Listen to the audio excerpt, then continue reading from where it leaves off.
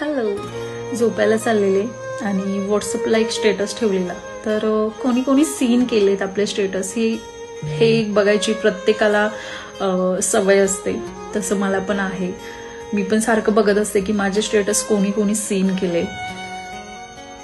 पण एक गोष्ट क्लिक झाली की माझ्या व्हॉट्सअपमध्ये 200 ते 250 त्याच्यापेक्षा जास्तच कॉन्टॅक्ट आहेत.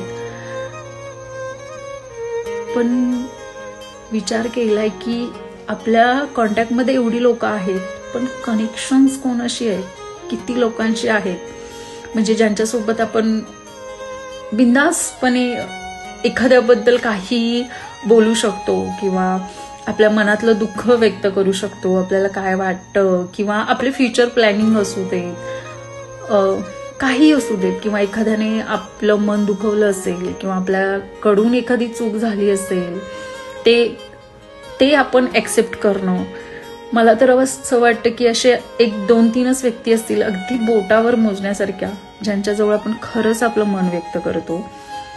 म्हणजे आयुष्यामध्ये कॉन्टॅक्टपेक्षा कनेक्शन्सला खूप महत्व आहे, आणि कॉन्टॅक्ट आणि कनेक्शनमध्ये फरक पण खूप मोठा आहे. Good night.